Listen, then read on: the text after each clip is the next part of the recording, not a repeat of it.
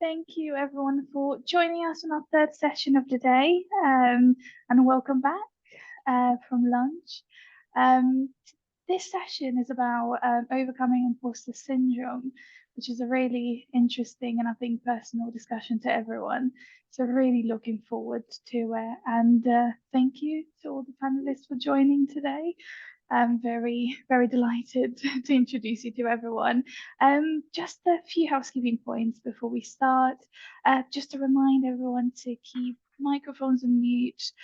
Cameras, feel free to keep them on or switch them off up to you. And if you have any questions, do pop them in the chat box. Kate, who's our chair, can pick those up at the end or as she sees fit throughout the discussion. So do feel free to ask any questions. And just to remind everyone, the session is recorded and will be available to watch shortly after. And the closed captions are also enabled should you need that accessibility. That's all from me. I'll now hand you over to Kate, and I hope you enjoy the session.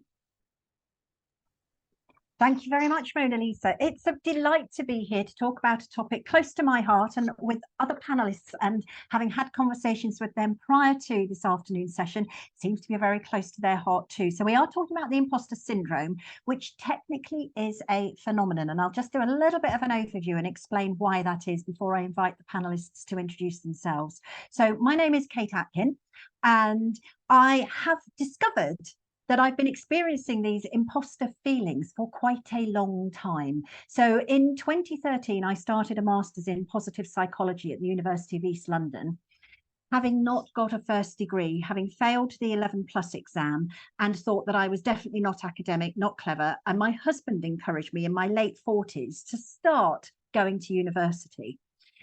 It was there that I came across the work by Clance and Dimes talking about the imposter phenomenon in high achieving women. And when I recognized and read through this paper, I recognized it and thought, I have been experiencing this probably since my teenage years.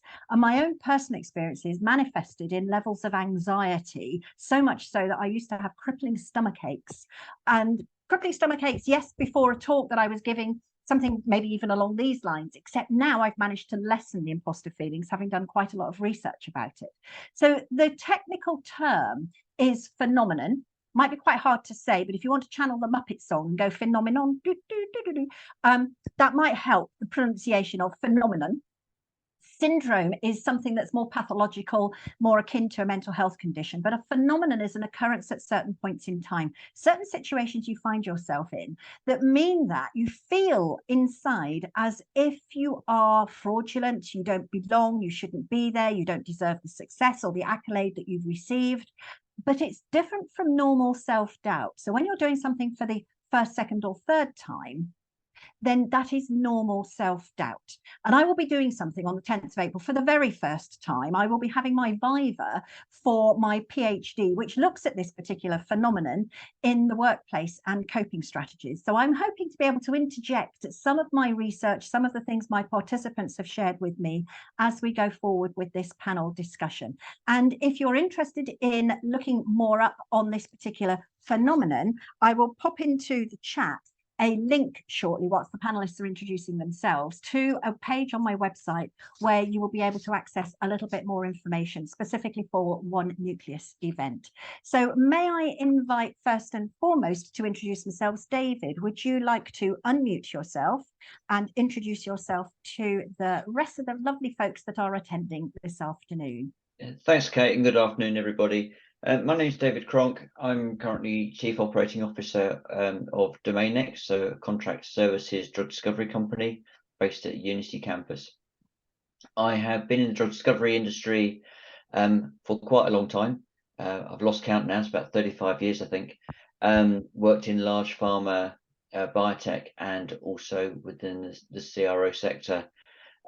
Slightly unusual career path in that I did what is the equivalent of a sort of modern day graduate apprenticeship scheme, and then worked my way through. So having never been to formal university, I'm sure a lot of other people will bring this through. Sometimes feeling that we have the lack of suitable paper qualifications can sometimes prey on the likes of myself, that we are leading some very smart people and academically we're not that smart. Thanks, Kate. Oh, bless you, David. It's interesting. You say academically we're not that smart. It's more that the fact that you haven't gone through that academic route rather than you're not that smart. It's very interesting. And I know there was an element which I think John will bring in a moment about the common sense aspect of it too, because when we think of qualifications, sometimes we think we should be more qualified than we are. Certainly some of my participants resonated with what you were saying about being qualified or not qualified in the field that they were working in now, or their qualifications were actually in the wrong place. Or some of them, like yourselves, didn't have that formal qualification coming straight out of university and going what's called the normal academic route. So thank you for that, David. And let's invite, well, before we come to John, let's invite Tarquin to unmute and introduce himself, and then we'll come to John. Thank you, Kate. Lovely to see everybody. So I'm Tarquin Bennett-Coles. Professionally, I started out as a teacher before pivoting into recruitment 20-something years ago, and been involved in life science recruitment throughout that time, including working in-house at a very large pharma company in Cambridge for a period of time too, in their global talent division. I'm coming from this in a couple of ways, and the most personal one is actually to do with my name, which I thought I would share. So my name comes with certain connotations, and John and Kate and David may be aware of some of this. So obviously I was given the name Tarquin. I've got a brother Mark and a sister Jane. My surname is double-barreled, Bennett-Coles, but actually the story behind that is probably different from most people would think. So my grandfather was Coles. He was a coal miner with his pals, and then after World War II decided to try and leave the pit and got a scholarship to study in London. But his best friend Bennett died in a mining accident, and he changed the family name to Bennett-Coles to remember his best friend. But my name, Tarquin Bennett-Coles, brings with it certain connotations. There have been places and people who I've seen and gone to where I've been very, very uncomfortable going in. And this sense of the imposter side, I'm not that person they expect me to be, and I don't have the background they think I might have, has been a challenge, and a challenge that I would say on a regular basis, people who know me well know I come up against. So that's something that has always fascinated me. And when I got to know Kate over several years and she started talking about the phenomenon, it made me think, ooh, this is more than just something I get every now and again. There's a lot of, background to me that says I should be okay with it by now, but still I struggle. And even coming on an event like this and having to do the introductions, it's the bit I dread. The actual event itself, I enjoy, but this first part where I have to do my name, I wish I had a different one every now and again. Anyway, so that's my intro to this. Thank you, Kate.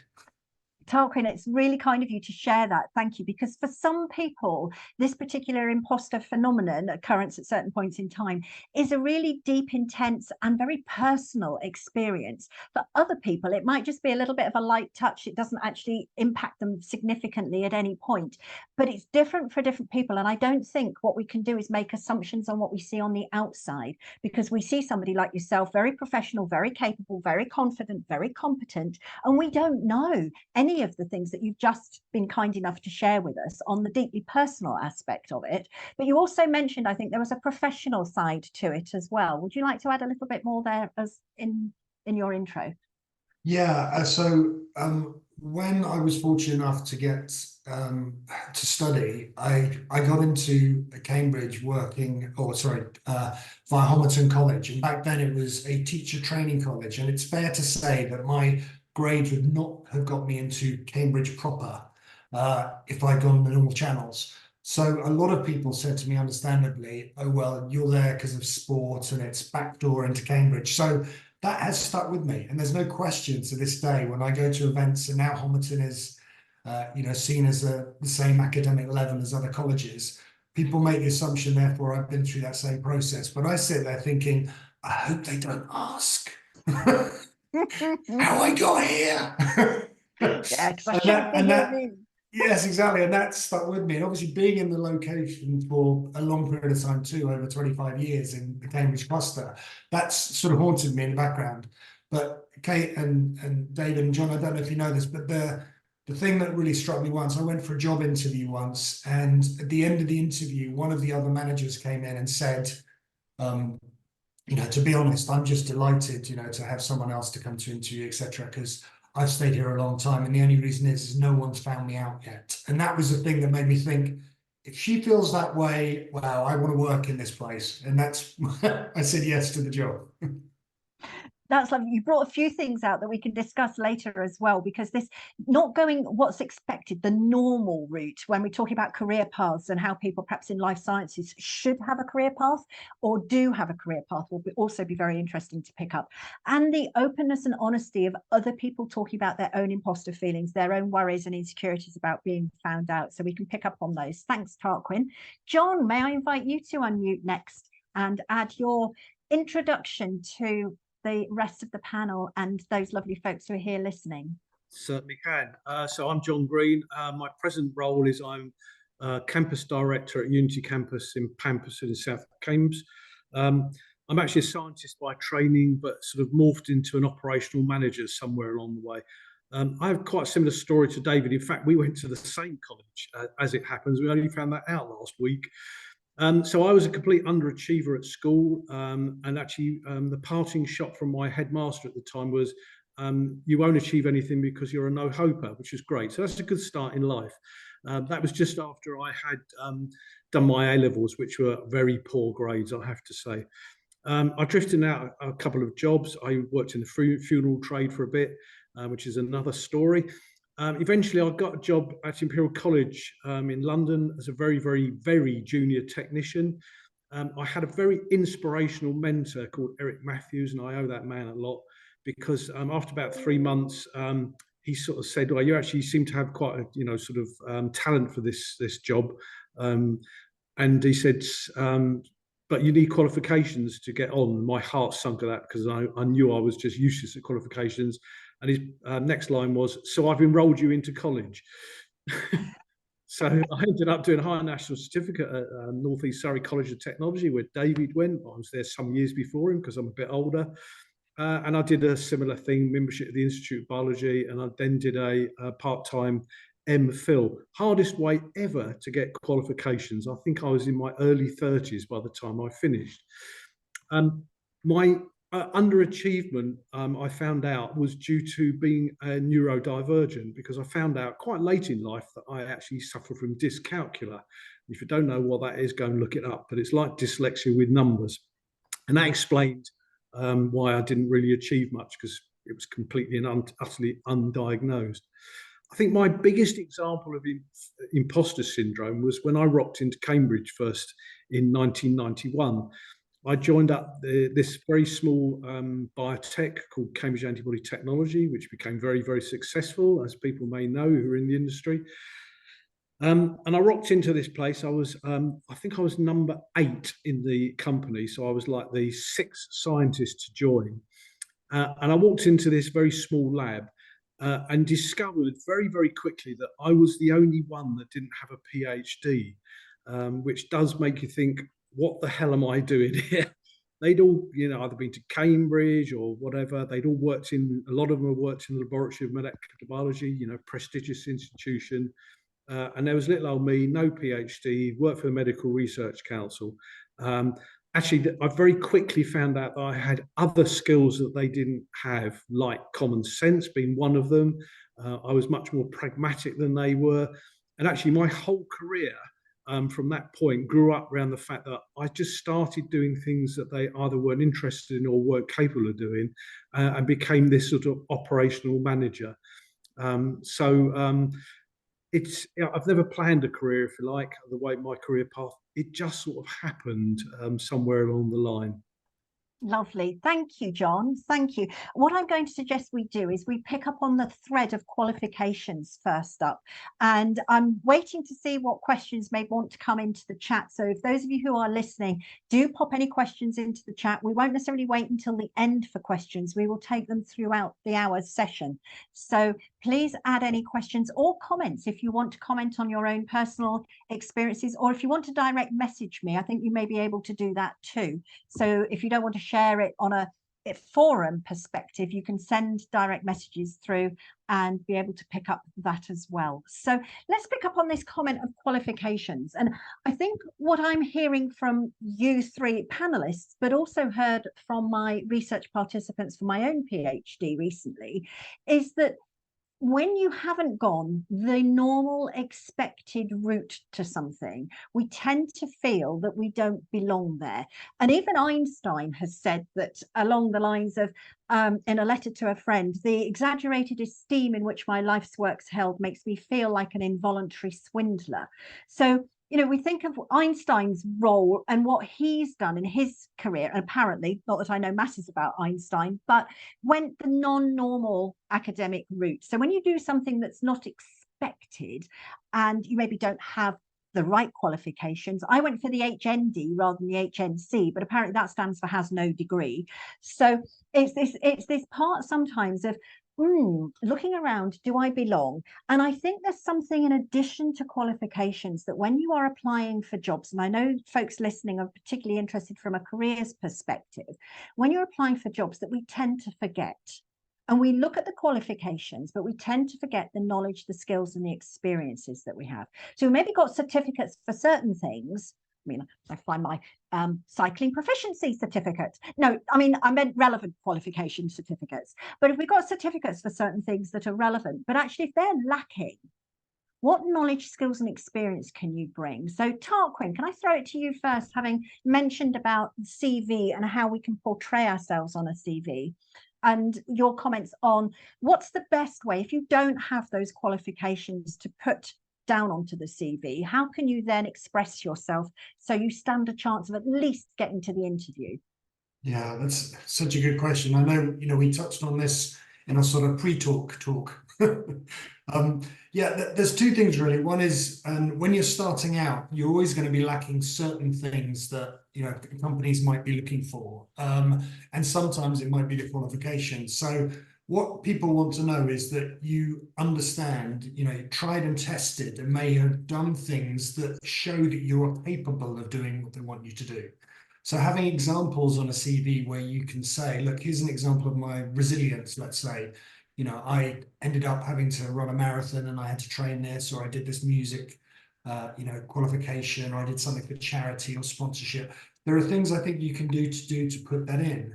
And one of the things I know we touched on just before the call today was also talking about getting references or examples of things when you've succeeded and thinking how they might overlay with the opportunity you're looking at, and particularly when you're starting out. So when, you know, I felt whether it's, you know, my children or doing work with the likes of Form the Future and things, we talk about making that step from school to possibly university to then the workplace, is remembering the things that you've done that illustrate the sort of skills and experience that you already bring with you, rather than just relying on those qualifications. Because actually, as John correctly said, you know, the qualifications don't always cut it. You know, how do you fit in with people? An example is where you can show that you've got on really well and you've done and gone above and beyond what's expected, for instance.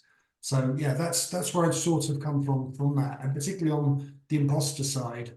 David, sorry, I'm stealing your line here, but keeping a record of those achievements, of those figures, those recommendations, testimonials, so you've got them to remind yourself, and then you can utilize them when you need to in a job application process.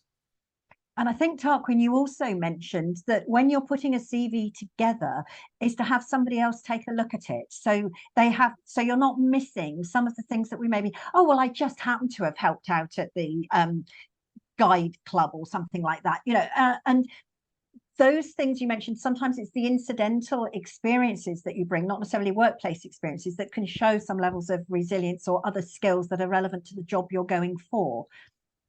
Yeah, and we are very lucky. It's a really supportive industry that we're in, you know, and having, you know, One Nucleus putting this on today, building life science event. This is all about reaching out and making those connections, finding mentors, as John mentioned, advocates who will do this for you. You know, so there've been plenty of times. In fact, I ended up in recruitment because I went to see a contact and friend who Kate knows for them to look at my CV to say, what can I do? I've applied for 80 jobs in the charity sector. No one wants me. I have to leave teaching for a personal reason. Help.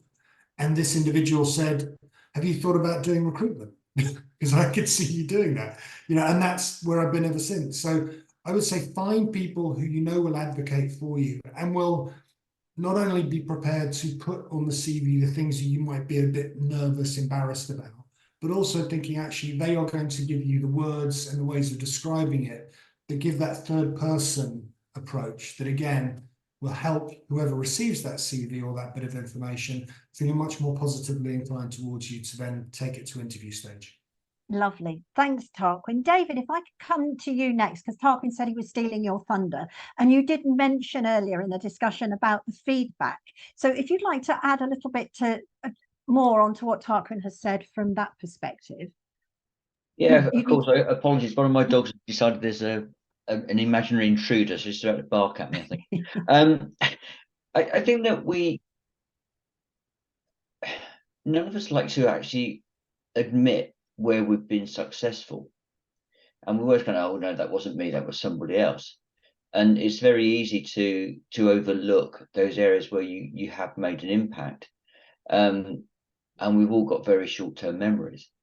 So I think you're just keeping a record of where you have been successful, where you have made a difference, and where you have contributed is really important, because at least then you can go back, and even if you're just having a day where you think, oh, I'm really not that great, I've made all these mistakes, just go back and look. You put those things in the bank. And the other week, my wife had a really bad week at work. She said, oh, I just can't hold my own in amongst the group that she's with. And we just happened to be in town shopping on the Saturday, and one of her team came up and said, you know what, you did a really great job yesterday. You're the only person that actually understands, where, sees the complete picture, can put things into context. And you say to her, look, you've said to me that you really feel like you're failing, but for the people that matter, you're making a difference. And it's those kind of things you really have to take away and try and see them from somebody else's perspective, and where you think you're not being successful because you've set a bar up here. Actually, other people do see those contributions, and they're the things to take away and say, you know what, my team, the people I work with really recognize and appreciate what I bring. And they sometimes help you get over those feelings that you're not good enough. Yeah, thanks, David. And there's a few things to add to that before I come to you, John, if I may. The one point about setting the bar, sometimes when we have these imposter feelings, we're comparing ourselves to others and we find ourselves lacking. Could I please implore everybody who's listening to this to stop making that comparison? And one of my research participants did a different type of comparison, which I found fascinating. She said, if I find that people are setting the bar here, and that's the good enough bit, and I'm working at this level, which is slightly above that bar, then I know I'm doing more than a good enough job, and I can release that pressure on myself. It's like, oh, that's an interesting one. Find a comparison where actually you're slightly better than the others. I thought was a good one to do. Well, the one I advocate doing is comparing yourself to yourself, because when you have the feedback that you get and you look at how much your knowledge, your skills and your abilities have grown, if you take a look back, which we are generally quite bad at doing from the reflection perspective, if you do take that time to look back on how much your knowledge, skills and abilities have grown, then you're looking at what you know, excuse me, what you know now versus what you knew that last week, last month or last year. It's quite important to get that perspective in. There's more to say on the feedback side, but John, I'd like you to unmute and comment on. Can I just interject slightly? You spoke there about drawing comparisons, and I think that we all live in a very kind of public shop window these days, and a lot of people are trying to strong social media presence, and you almost feel like you have to be able to become something you're not, and you need to know everything and have an exciting life. And what my ideal evening is sitting down watching the television or doing a jigsaw puzzle. I'm that kind of boring type of person. But I think ultimately you will be if you try and portray something that you're not, ultimately you always run the risk of being found out. And particularly interviews, it's all right to say, I don't know the answer to that. Give me more information. Help me solve the problem if it's a technical interview, or give me more information, because it comes back to this thought process and how you can use the skills that you have rather than having an answer off the cuff. And that vulnerability and that acceptance that you don't know everything actually is probably quite a healthy part of an imposter phenomenon, that we don't all need to have all the answers all the time, that the strength sits within a group sometimes. Yeah, absolutely. I mean, I'm not an advocate to keep the imposter feelings. I'm an advocate to lessen them, and I'll explain a bit more about why that is in a little while. There's also something there that you mentioned, David, just quite subtly, that I think is important to reflect on, is how we sometimes give ourselves labels that actually don't talk us up and talk about the strengths that we have, but maybe sort of diminish ourselves and our qualities. And you mentioned the jigsaw puzzles, and I'm a quite sort of a boring type of person. If you put the word steady, reliable, you can think of so many other words that are much more positive and strength-based rather than dismissive.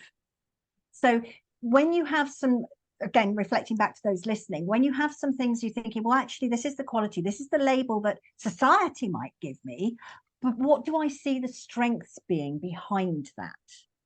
So, John, let me invite you to have a comment on what we've been discussing so far, and then we'll come back to some of the feedback aspects of this as well. So, qualifications, always been a bit of a chip on my shoulder, if I'm perfectly frank with you. And I have a bit of a problem just generally about our education system in this country, because it's all based on being able to do exams generally. And, when I was being educated years ago, I was useless at exams and still am. But what I'm very good at is practical things and doing practical things. So I actually did my qualifications in the strangest route ever, apart from my HNC, which I was led to believe stood for has no chance instead of the... Anyway, because I knew I wasn't very good at exams, I did my membership at the Institute of Biology by sort of thesis. And actually, I started my research career quite early on, if you like, because instead of having to do exams, what I did was I did a research project, wrote a thesis, and had the viva, which I also did my MPhil in. And I find I'm actually quite good at that, probably because I can talk the hind leg off a donkey. So they probably just passed me to shut me up. But I found that, at every stage of my career, people were going on about the fact I didn't have this magic PhD to be a researcher. And it is just rubbish, quite honestly, because what the PhD does is it teaches you how to be a critical thinker in terms of some aspects of science. I'm quite envious of my son. My son's actually got his viva on Thursday. He's just finished a PhD at Oxford. So fingers crossed for him. But he's just a completely different kettle of fish to me. He's got no practical sense whatsoever.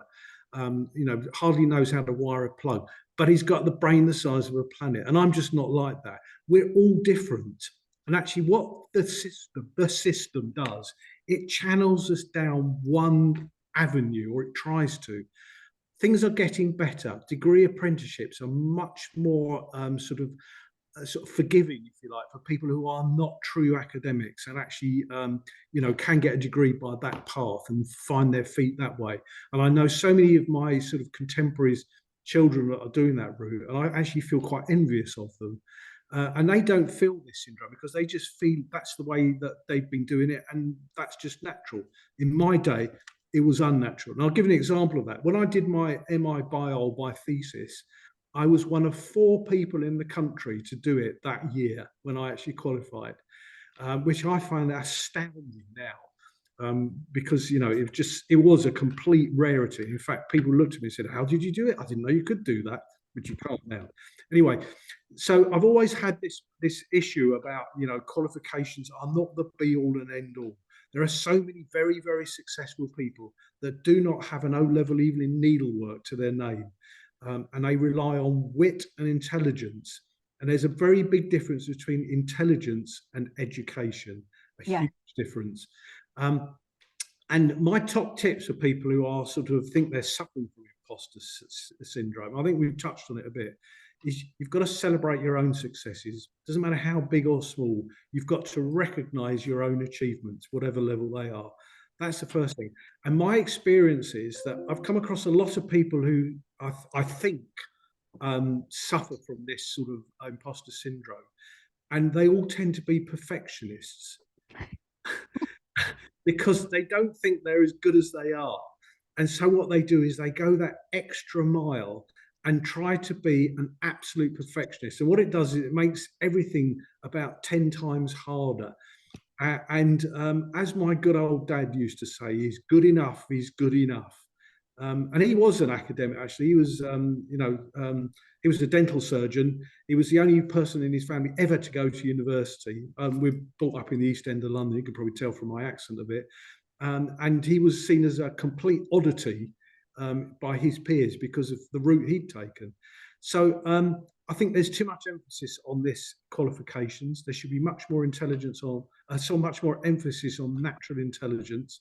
And people shouldn't be made to feel inferior just because they don't have a degree. And that's beginning to what happened now.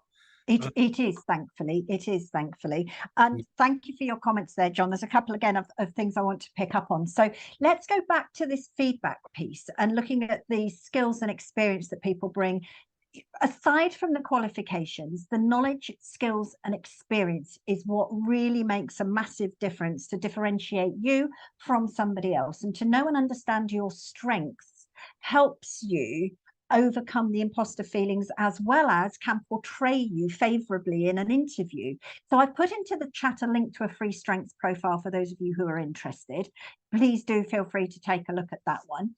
And one of the things when we get feedback from others, and I thought what was great, David, when you said about your wife having this comment in the street when you were out shopping in Cambridge from a colleague, is sometimes that feedback is verbal and it's ephemeral. It doesn't stay with us and we tend to forget it. So could I make a little plea for those of you who are listening to actually capture the positive feedback that you do get? If it's on the verbal side, maybe the individual would write you a short email, or maybe you write yourself a short email that just says, had this conversation with blah, blah, blah. This is what they said, and send it to yourself to store it, because when we need to overcome our imposter feelings, we need to have the external evidence to challenge the internal perception of ourselves. So the internal says, oh, I'm not good enough, but the external evidence says that you are. So there's 3 steps to actually challenging this. And what we tend to do is what David suggested is taking that look at it in an exceptional situation where you find that you're going through a little bit of a wobble and you review the feedback, it gives you a nice boost. That's great. But it doesn't actually help you diminish your imposter feelings, because that's an exception rather than getting to understand the rule. So the difference is challenging the internal perception of yourself with the external evidence. So first up is to keep the external evidence. That's really important. And if you haven't got it already, set up something like a smile file, a cookie jar, a feedback folder. Mine's simply called feedback. It doesn't really matter what you call it, but keep your positive feedback somewhere. That's the first step. There are 2 more steps in this. Second step would be to review it regularly, because if you just review it when you're having a wobble, those are exceptions. If you review it regularly, and that I'm going to suggest is no further than once a month out, you might want to set a diary note for fortnightly or even weekly to say, review my positive feedback. As you review your positive feedback, this is what other people have said that they see in you. As you review that, the 3rd step is to yes and it on the inside. So the yes ands go something like, yes, and I learned this from that situation. Yes, and I can see this feedback is becoming common, so it's therefore a strength of mine. Yes, and I can see my skills developing in this particular environment. Yes, and that was challenging, but I'm pleased with the outcome. So you're yes anding your feedback instead of doing what so many of us do over time, is going, yeah, but they would say that, wouldn't they? Yeah, but they're just being kind. Yeah, but they're being nice to me. Yeah, but it's my manager. What do they want me to do next? So we tend to yes, but it rather than yes and it. So I'd really like to encourage you to yes and the feedback, to let it in on the inside. And there's one little story I'll tell you at the moment, which really helped. And it links into what a couple of you have been saying from the panel perspective about whether or not we should or do acknowledge success. And I think there's something about if I acknowledge my success, if I say I am good at, am I not getting a bit too big for my boots? Am I not getting a bit above myself? You know, and we have this childhood message that says we shouldn't be doing that. So therefore we stay humble and we don't own our successes. That, I think, is the wrong thing to do. I think what's really helpful when we look at the external feedback is to let it in on the inside and to understand this is how other people see you. This is the perception of others. If you have other people telling you how good you are in particular areas, then wouldn't it perhaps be a tad arrogant to believe yourself over and above everybody else?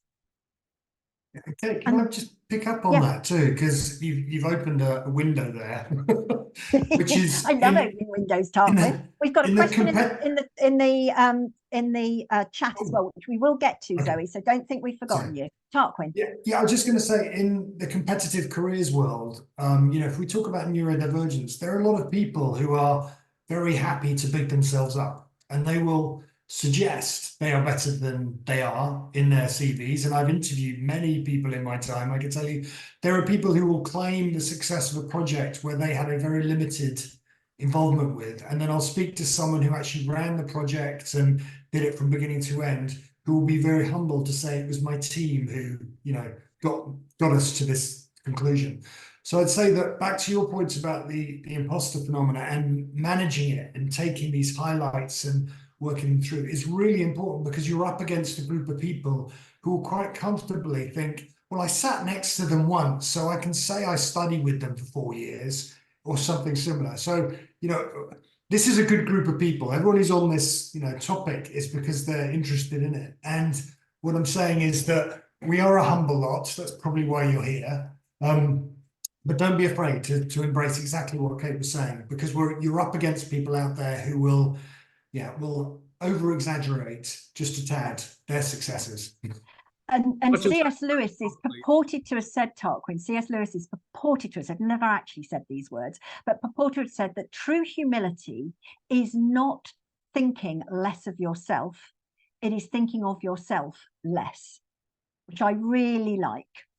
And I've put into the chat a reference to the Dunning-Kruger effect, because that is what you were referencing, I think, Tarquin, of those who think they can, but they don't have that external evidence for their success. So anybody that's interested, that's the flip opposite of the imposter phenomenon. John, there was something, I think, a quick unmute from you there. You'd like to add something? It's just an addition, really, because this sort of success and sort of, you know, achievement is actually, there's a duty of managers and leaders to acknowledge that. Because I can remember going to a sort of leadership meeting years and years ago, and one thing really stuck in my mind was that most people go to bed at night not hungry for food, but hungry for praise. And there's a duty of managers to acknowledge when people do things well.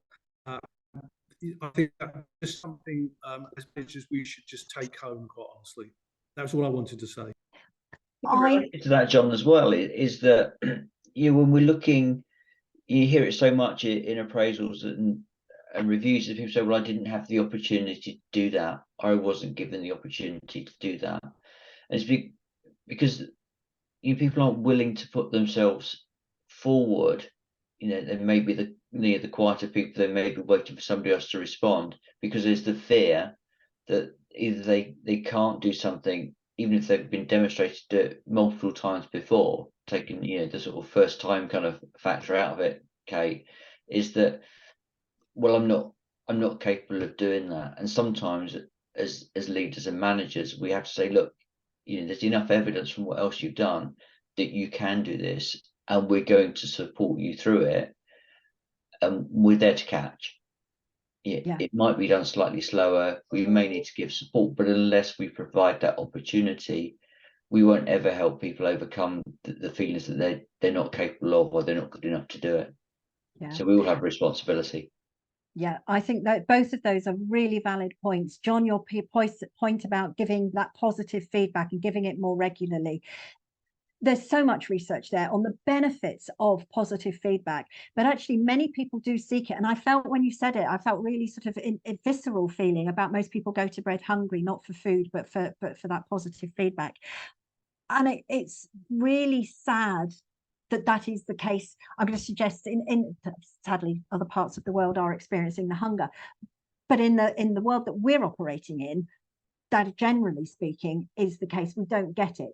Millennials, particularly, as a piece of research done where millennials want that positive feedback but don't think they should ask for it. And there's something then again about David's comment there about, oh, I wasn't given the opportunity. Did you actually say you wanted the opportunity? And I know in the past, I have definitely not asked for the feedback. I have definitely not put my hand up for those opportunities. And the imposter feelings are known to be career inhibitors. They prevent you from applying for jobs that you are more than capable of doing. So it's actually, how do you then overcome the imposter feelings that becomes important, and collecting that positive feedback to understand that actually the internal view you have of yourself may be the one that's incorrect, but it takes a bit of courage to rethink that view of yourself and to change the internal perspective. I put into the chat another comment here, www full stop, because there was a tendency, I think about 5-10 years ago, of people really starting to give feedback in what went well, even better if. And there's the do your best comments that we give to people. And sometimes that's great, really useful for developmental feedback. But can I make an implore that we have www full stop feedback? So what went well, full stop. We don't always need to get an even better if, because that comes back to this point about the perfectionists piece and wanting to get it right. Wanting to be perfect can mean that some people either don't apply if they think they're going to fail, and this links into Zoe's comment here of is it something that applies to men more than women or women more than men? And one of the things that research indicates is that if men think they're going to fail, and I know this is a binary discussion now, but the academic research has been done in the binary. If men think they're going to fail at something, they don't try.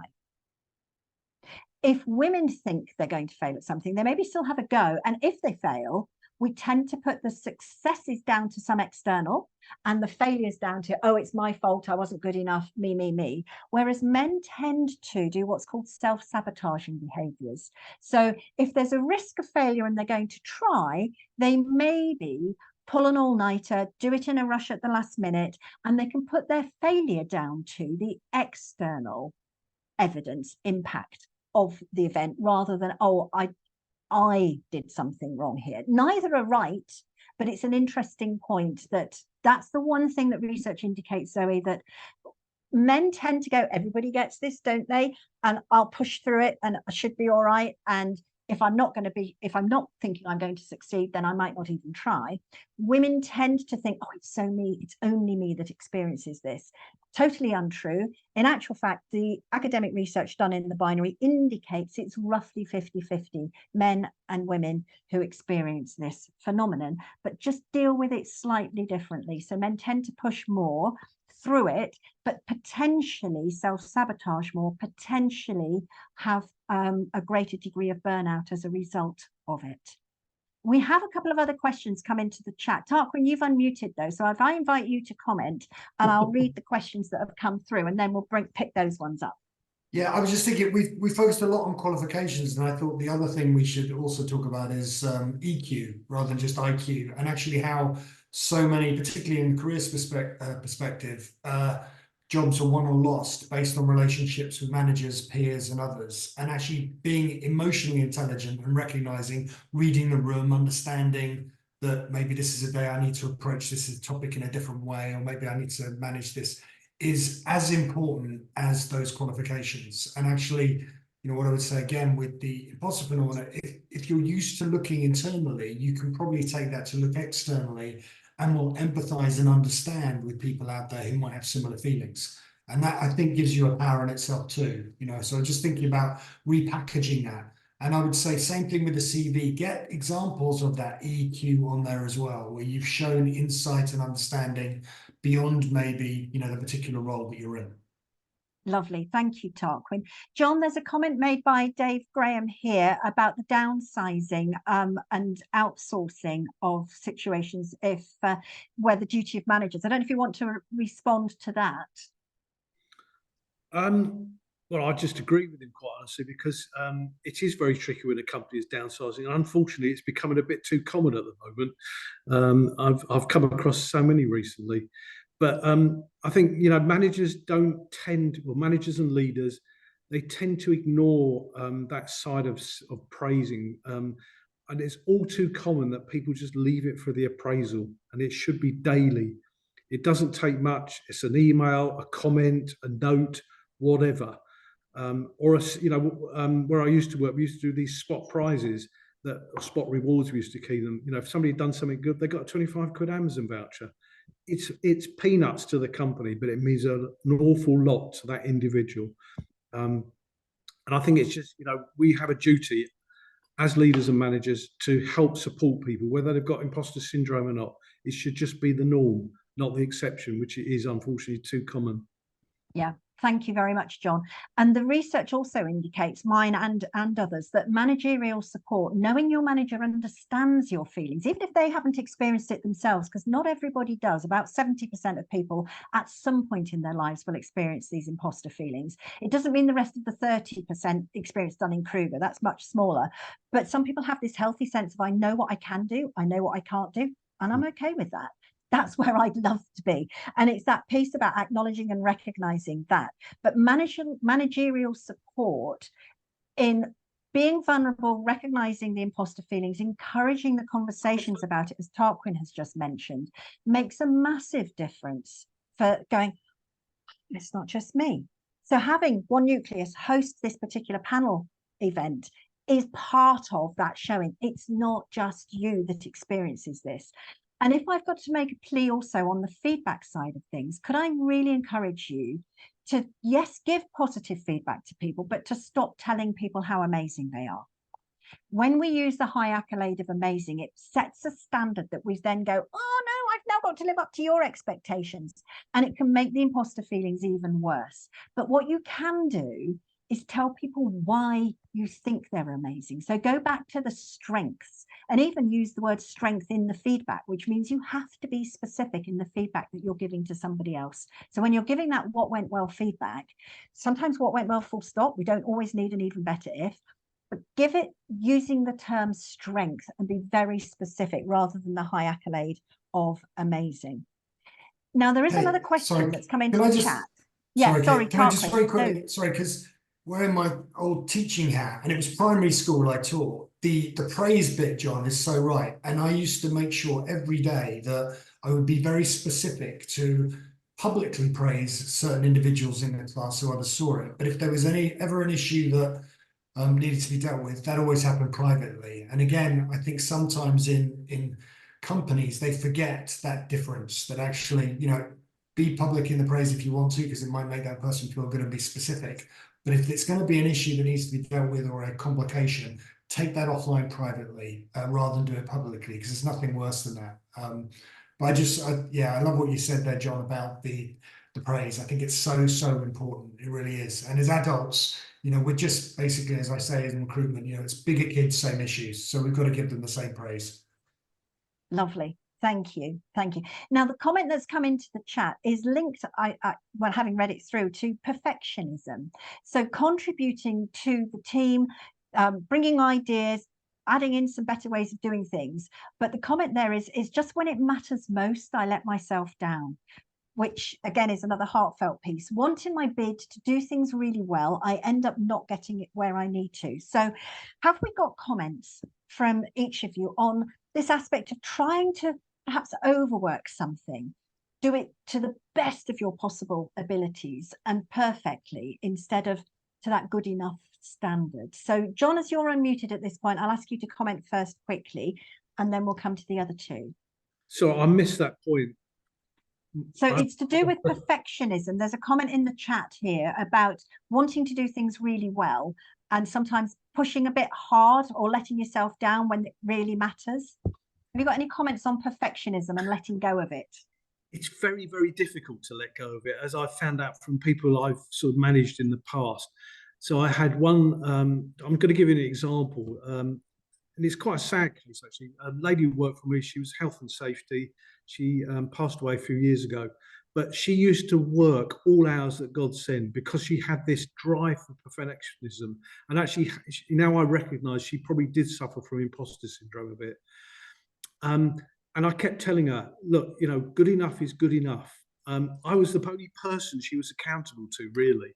So what I said was what she should have been following, and she just didn't. She just drove herself, and worked all hours. And you know, it's a law of diminishing returns. The harder she worked, the less that it sort of really resulted in an achievement at the end of it, because there was nothing to achieve because she'd already done it. And sadly, when she was actually quite ill just before she passed away, I sort of met up with her, and she said, you know, you were right all along. She said, I've now run out of time, and I've wasted all that time trying to be a perfectionist, all to no avail. It hasn't achieved anything. And it's really difficult to teach people this lesson that actually you don't have to be a perfectionist. What you have to do is just do a good job, do it well, and do it right first time as well, and then go away and do something else. I'm going to have to interject there, John. Right first time cannot always be attained. We need to also learn from the failures, because actually I think also the pressure of I must get it right first time can also increase the imposter feeling. So if I may just add that little tweak into there. No, actually, one of my favourite acronyms is FAIL, first attempt in learning. Yeah. I just love that because it's so true. That you know, nobody fails. It's just a learning curve. Absolutely. So before we run out of time, I'm going to move to David, and then it's a really interesting comment that Emmanuel makes there, and it'd be interested to know, and this is obviously not the 404, it's like, what makes you think you're letting yourself down? You know, is it a case of, you know, you look back and go, oh, I should have done it that way, and that just comes back to learning. You know, hindsight's a great leveler. You act with the best intent and with the information you have to hand, and it's never a perfect the first time round. And I think there's always, you know, I'll hold my hand up to this. You think, well, I've been given an opportunity, I've got to deliver it, as John says, to perfection. And even when you know you can't do that, you'll keep trying, and you'll keep trying, and you'll keep trying until you get to the point where you make yourself really ill. You know, and you know, hold your hands up if you've done that. You know, it's like, don't look at the negatives. Don't think you've let yourself down. Go back and say, okay, this is what I've done. What was successful? If I look back, would I do it the same again with the information I had at that moment in time? So don't ever feel, you know, you've completely, you know, bombed out there. You probably haven't. You've just been hard on yourself. David, I think you're spot on there with that being hard. The self-critical aspect and the desire to be perfect is really strong with people who experience the imposter feelings, but there is something that we can do about it. So thanks, David, for your comment. Tarquin, briefly, if you'd like to add anything to that before I... Yeah, and it overlaps with David and John. I was just thinking about the expectations. Is that an expectation just on yourself that you haven't done it? Or is it an expectation that come from the line manager or the person who set the project? And I would always want to, if I'm thinking I'm putting a lot of time and I seem to be putting too much, is maybe having the bravery to say to the line manager, whatever, what exactly is it you really need for this? And am I spending to, you know, share where you are at, so that they can say, actually, no, I only need 2 pages, I don't need 15, or whatever it is. So that's what I was thinking. It overlaps exactly what John and David were saying. And Tarquin, that adds into where I come at things from a perfectionist perspective. I used to think I was a bit like a stick of Skegness rock, having been born in Skegness. If you cut me in half, it read "must be perfect," because that was the childhood messages perspective. But when you start to let it go and you do what Tarquin has suggested, you know, this is the first draft, it's not finished yet, but what do you think? You know, tell people that it's not done, and they may come back to you and say, that's exactly what I need, you don't need to add any more to it. And that's really good. Whereas overworking something can mean that you're spending far too much time far too much effort and actually for no better outcome. That's the other important point. So let people have a first draft, let people see your workings out, or if it's a question that you want to ask, it's this, I haven't quite had the chance to think this through fully yet, but what if we explored? So you're not saying this is the formed thought, this is the finished product, but you're giving people that opportunity to add to what you are thinking. And if there's a book recommendation on perfection, there is this one, The Pursuit of Perfect. It's written by a researcher in America, Tal Ben-Shahar. Very, very good book to have a look at. So on that aspect of perfectionism, before we bring it to a close, there's extra bits on the webpage of kateatkin.com/on for One Nucleus. So if you want to take a look there, there's more about the imposter phenomenon, some useful links, some further links to other strength profiles. And I'll just do a summary of some of the things that we've picked up on. And I think one of the things is about objectivity. So collecting the feedback that you've got to get the objective evidence of your success, your attainments, what other people see as your strengths, rather than always looking at the subjective evidence that you have inside your own head. So keeping that positive feedback, review it on a regular basis, and yes, and the positive feedback to let it through on the inside. Let go of perfection, reframe those failures. Love it, John, that first attempt in learning, having that aspect of reframing it didn't work rather than I am a failure. Talking about it, having conversations such as these ones today, recognizing the attendance that we've got here. And it's really lovely to have you with us. And there will be others, I'm sure, that will listen to the recording. But having that attendance and recognizing you are not alone in these feelings. And if you're managing others, starting to hold those conversations and encourage the vulnerability, because it makes a huge difference, rather than holding on to this stress at the inside. When are they going to find me out? I'm not suggesting we all walk around and go, hey, look at me, I'm an imposter. It's not like that. But it is about having that opportunity to acknowledge it as a thing. And sometimes it's the culture that triggers the feelings. Sometimes it's the external environment, the expectations that trigger these feelings. It's not that there is something wrong with you. It is something that we can work on individually, and the environment is also part of the equation. So we're bringing it rapidly towards this 1:30 close. I know, Mona Lisa, you've popped yourself back on camera. I don't know if there's time for any final comments from each of the panelists before you interject and bring it to a close. Have we got time? Yes, I will only need a minute, so. Okay, lovely. So about 30 seconds each. Do we want to have a quick go at that? Tarquin? Yeah, I was just thinking about this. I'd say be kind to yourself, self-talk. I'd say the biggest tip I would have is when you're in the shower and those voices suddenly come into your head and start saying you're not doing this well or right, think about all the evidence to suggest otherwise, and just be nice to yourself on this stuff. It's going to take time, but good luck. Thank you, Tarquin. David? Yeah, I think that it's, look back as to how far you've come. If you find yourself in a situation, how would I have handled this, a year ago, 2 years ago, 3 years ago? It's very situational. And I think as managers and leaders, also look out for those people that, you think maybe, suffering from this phenomenon. If they're being quiet in meetings and not contributing, either try and draw those individuals in, or speak to them outside and just say, I know you've got a valid point here to make. How can we help you get it across? Because you say it's sometimes environment. If you've got some strong characters in a room, it can be like, oh, I can't stand up and say what I want to say. Exactly. Thank you, David. John, 30 seconds. That's all you've got, I'm afraid. Okay, my top tip is stop comparing yourself to others. We're all individuals. We're all different.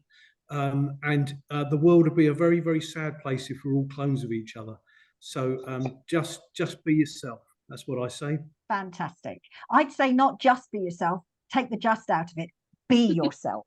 Yeah, fab. Mona Lisa, thank you. It's been a pleasure to chair the panel discussion. Thank you hugely to Tarquin, to David, and to John. Very much appreciate it. Thank you to everybody who's listened. We hope that you have taken away a top tip for yourself to make a difference. And I'll hand back to Mona Lisa. Thank you so much. What a great discussion. And I found it so inspiring. And I think quite a lot of us can relate and can take a lot back with us today after this session. So thank you, Kate, for this very good session, and all the speakers. Really appreciate it. And actually, on the qualification note, if I can add, our next session is a rather controversial one. Is a PhD worth it? So if you can join us and continue the discussion, that will be great. And just a reminder, this session will be shortly available to watch back. So not to worry if you've missed anything, and do get in touch if you have any questions. Thank you, everyone. Thanks, everybody. Enjoy the rest of your day. A pleasure. Thank you. you. Too. Thank you so Bye. much. Thank you. Thanks, Kate.